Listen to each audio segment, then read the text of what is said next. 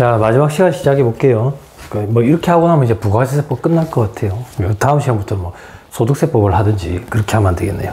자, 426페이지 제10장에 부가세 신고 납부 경정 및 가산세에 되어 있죠. 자, 신고와 납부. 일반 과세자 부가세 신고와 납부에 관한 절차는 다음과 같다. 1기 예정, 과세기간 최종 3월, 2기 것까지 해가지고 다음 달 25일, 4월 25일, 7월 25일, 10월 25일, 1월 25일 됐죠. 자, 밑에 예정 신고와 납부. 사업자는 예정 신고 기한이 끝난 후 25일 내에 과표와 납부세, 환급세액을 예정 신고 납부해야 한다. 됐죠? 다만 예정 신고 기한 중 매월 또는 매 2월에 조기환급 신고를 한 때에는 이미 신고한 내용은 예정 신고 대상에서 제외한다 돼 있죠. 조금 이따가 조기환급 할 거예요. 자, 다음 페이지 특례에 반가로 1번 개인 사업자와 영세 법인 사업자에 대한 예정 신고 의무 면제. 개인 사업자들은 예정 신고를 안 하고 예정 고지라는 걸 합니다. 예정 고지. 자, 이 얘기예요. 그림 마음에 안 드네요. 똑같네요. 1기, 2기 예정 때 예정 신고를 하는 게 아니라 1기 때 납부세액이 만약에 100원이 나왔다. 그럼 반절을 딱 끊어가지고 50원을 요때까지 고지를 합니다. 그래서 4월 25일까지 고지 납부를 해요. 그리고 개인 사업자들이 나중에 이 거에 대해서 확정 신고를 하죠. 그때 납부세액이 만약에 80원이 나왔다.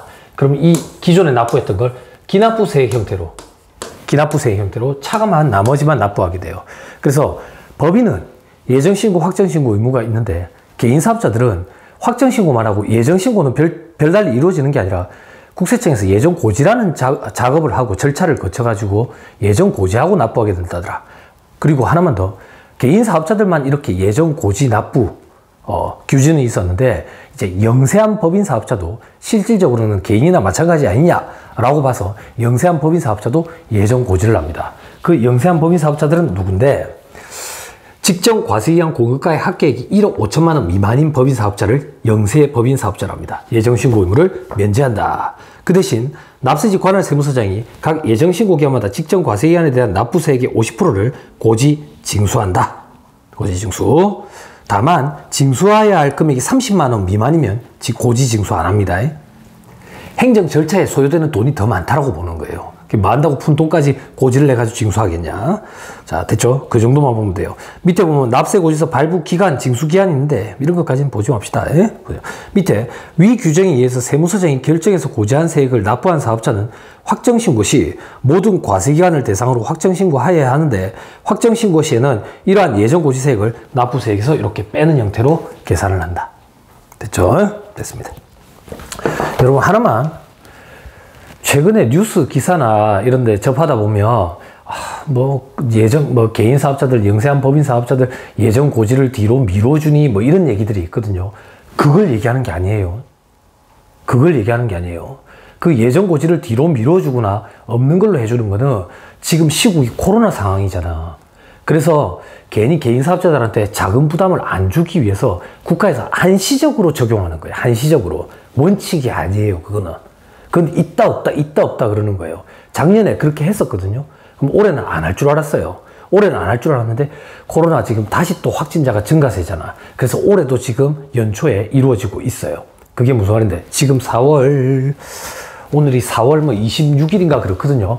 4월 25일까지 그럼 예정 고지해가지고 납부해야 되거든. 이걸 요번에도 한시적으로 미뤄줬어요. 근데 그거는 한시적으로 코로나 때문에 해주는 제도지 세법이 아니에요. 세법에 나와 있는 그런 기준이 아니다. 됐죠? 부가가치세법이 아니다. 이렇게 얘기하자. 부가가치세법이 아니다. 됐죠? 자, 밑에 반가로 이번에 위에 해당하는 개인 사업자와 영세법인 사업자라도 불구하고 예정 신고를 할 수 있는 경우가 있어요. 어떤 경우에 할 수 있느냐? 동그라미 1번에 휴업이나 사업 부진 등으로 각 예정 신고 기간의 공급가액 또는 납부세액이 직전 과세기간의 공급가액 또는 납부세액의 3분의 1에도 미달하는 자. 이 얘기입니다. 우리가 1기에 납부세액이 100원이라 가지고 2분의 1 반절 딱 끊어가지고 50원을 예정 고지가 날라왔네. 근데 코로나 때문에 장사가 너무 안 됐어. 어느 정도로 안 됐는데, 요 예정 신고 기간에 장사를 해가지고 실질적으로 부가세 신고서를 세팅해 봤더니 요거에 3분의 1에도 안 되는 거라. 그럼 예를 들어서 20원이라고 가정을 해볼게. 그러면 실질적으로는 20원 납부세액인데 뭐 한다고 예정고지 50을 하고 나중에 다시 돌려받을 거냐 그 얘기예요. 자금부담에 압박이 생기는데 그럴 때는 예정고지에 의하지 말고 직접 신고해도 된다 그 얘기예요. 요 기간 거를 예정신고를 해도 된다. 됐죠? 이런 걸 실적 부진자라고 표현합니다. 실적 부진자. 됐죠? 자, 그리고 동그라미 2번에 조기환급을 받으려는 자도 예정신고를 할 수가 있다. 자, 다음. 자, 제출 서류 볼 필요 없고 확정신고가 납부돼 있죠. 그죠? 이거 건너뛰고 4번에 재화의 수입에 대한 신고 납부 이거 보지 말고 자, 대리 납부도 건너뛰세요. 쭉쭉쭉 넘어가네요. 그러면 쭉쭉쭉 434페이지 신용카드 등 결제 금액에 대한 대리 납부 이것도 조도부 규정이라서 넘어가세요. 435페이지 결정 및 경정도 건너뛰고요. 세무서에서 하는 거.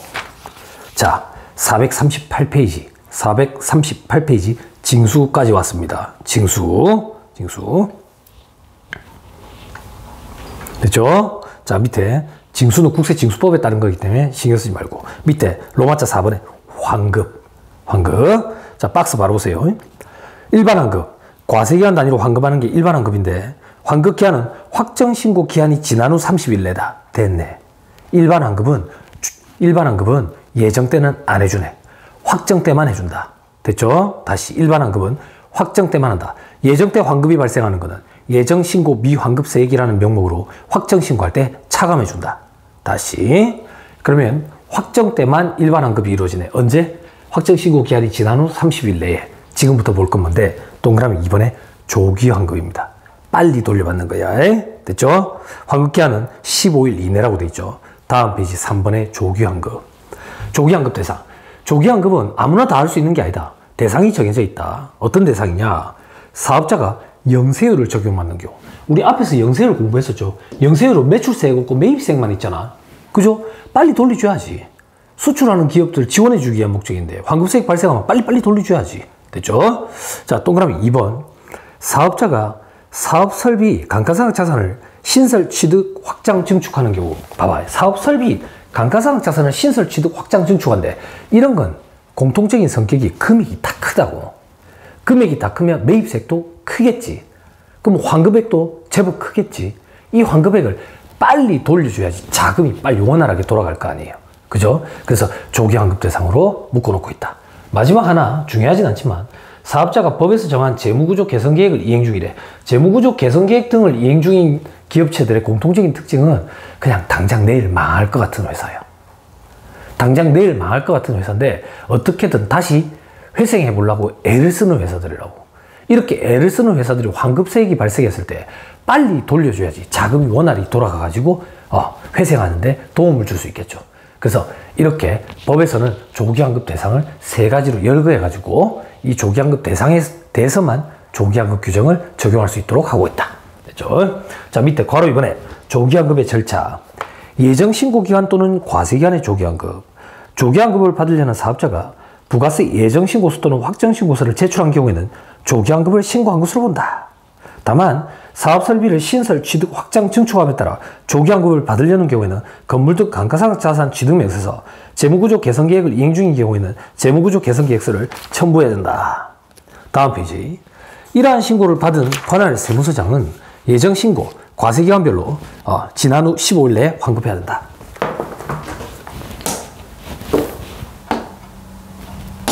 자, 원칙적으로는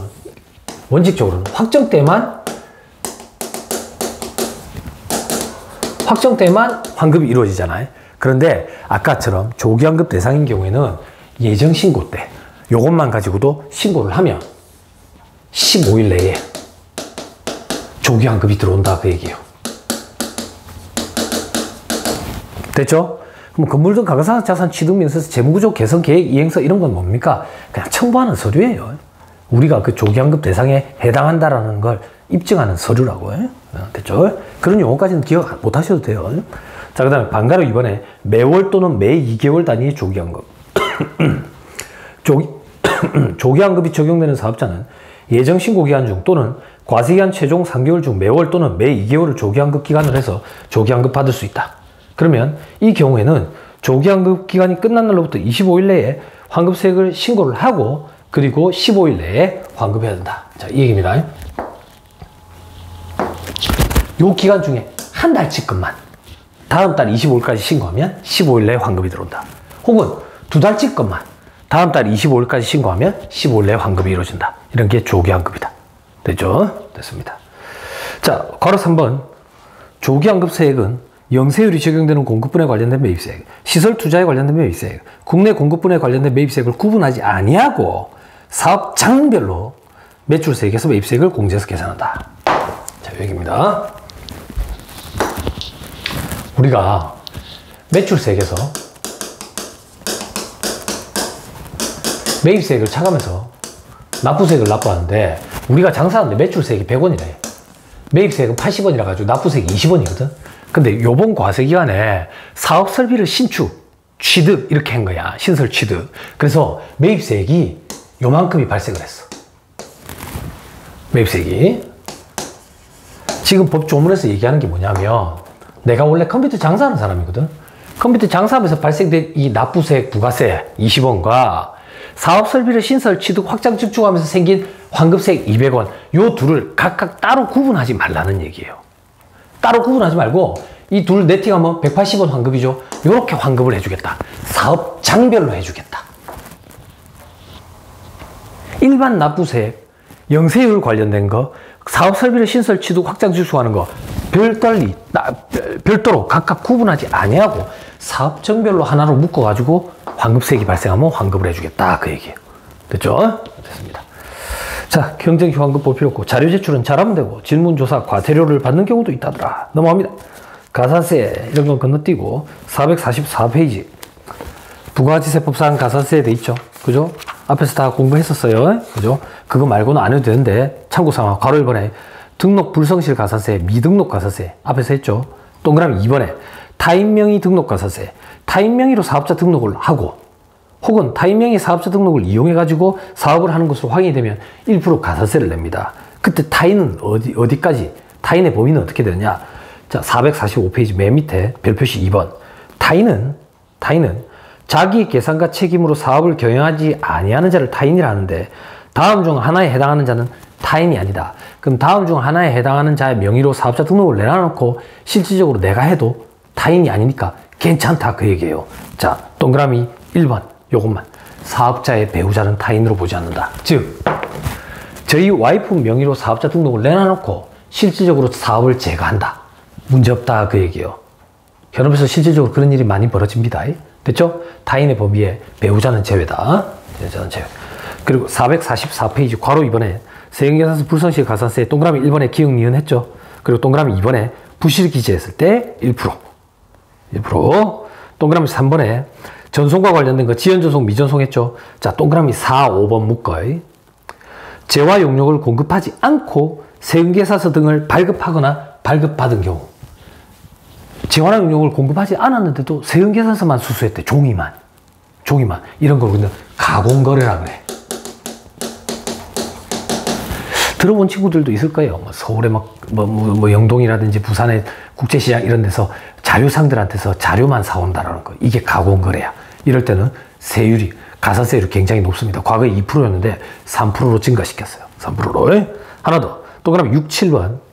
재화 용역을 공급하고 실제로 재화 용역을 공급하는 자가 아닌 자, 혹은 실제로 재화 용역을 공급받는 자가 아닌 자 명의로 세금계산서를 발급하거나 동그라미 7번에 발급받았대. 즉 내가 A라는 거래처랑 거래를 했는데 세금계산서에는 C라고 돼 있는 거야.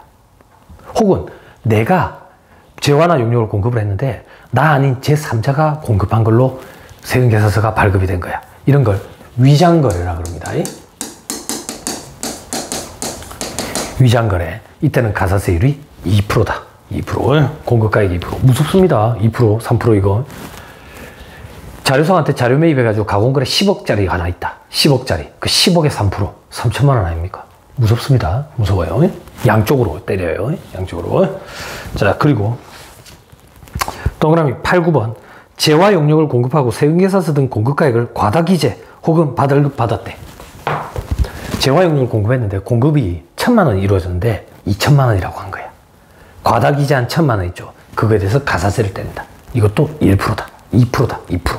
됐죠? 됐습니다. 그 정도 보면 안 되겠나 싶습니다. 자, 다음 페이지. 괄호 3번. 매출처별 세금계산서 학계표 불성시 가산세. 동그라미 1번. 매출처별 세금계산서 학계표를 제출 안 했대. 혹은 부실 기재했대. 그러면 0.5%. 동그라미 3번. 지연 제출했대. 지연 제출이란 예정신고 때 제출해야 되는 걸 놓쳐가지고 확정신고 때 같이 제출했대. 그럼 0.3% 가산세다. 자, 괄호 4번에 매입처별 세금계산서 학계표 불성시 가산세는 제가 동그라미 2번만 강의했어요. 지연수치 가산세 0.5%. 그것만 기억하면 돼요. 나머지는 볼 필요가 없습니다. 447페이지. 중복 적용에 배제돼 있죠. 그죠? 요건 보지 마세요. 요 정도만 기억하세요. 이건 세무사 회계사 수험생들도 힘들어하는 파트예요. 가산세가 두 가지가 중복됐다. 그러면 높은 거 하나만 적용해요. 예를 하나만 들어볼게요. 제가 세금계산서 재화나 용역을 공급하고 세금계산서 발급을 안 했어. 그러면 세금계산서 미발급 가산세 2% 때리겠죠. 그리고 전자는 다음 날까지 전송해야 되죠. 그럼 세금계산서, 전자세금계산서 미전송 가산세를 또 때리게 된다고. 1%. 그러면 둘 다 때리느냐? 둘 중에 높은 거 2%짜리 세금계산서 불성시 가산세 하나만 때리고 만다. 이런 게 중복 적용 배제 규정이다. 어쨌든 그런 게 있다더라. 중복 적용을 배제한다더라. 둘 중에 높은 거 하나만 때린다. 됐죠? 됐습니다, 여러분. 간이가세는 안 하고요. 요렇게 하면 부가가치세법이 끝이 나요. 제가 올해 맡은 이 세법개론 수업에서는 여태까지는 뭐 어떻게 이루어졌는지 뭐 얘기를 안 들은 건 아니에요. 안 들은 건 아닌데, 제가 이 세법개론 강의를 한 지 벌써 인제대학에 와가지고 한 2년 됐는데, 저는 항상 부가가치세법, 소득세법, 법인세법 세 가지 주요 3법에 대해서 여러분들한테 언급을 드리는데, 최대한 많이 언급을 드리려고 애를 좀 써요. 그래야지 여러분들이 위에 학년에 올라와서 가지고 부가가치세법, 소득세법, 법인세법 강론을 들었을 때 이해도가 조금 더 높아질 거라는 기대감을 갖고 많이 한다고. 많이 하는데, 부가가치세법도 조금 깊이 있게까지 한 것 같아요. 세법 개론이라는 수업의 명칭에도 불구하고. 그리고 소득세법도 조금 구체적으로 볼 거예요. 근데 모든 소득에 대해서 다 할 수는 없고 일부 소득에 대해서만 할 거고, 법인세법은 제가 별도 유인물을 여러분들에게 나눠줘 가지고 간략히만 볼 거예요. 간략히만. 자, 알겠습니다. 요 정도 하고 다음 시간에 소득세법 강의를 한번 또 시작해 보자. 강의 듣느라고 고생 많았습니다. 수고하셨습니다.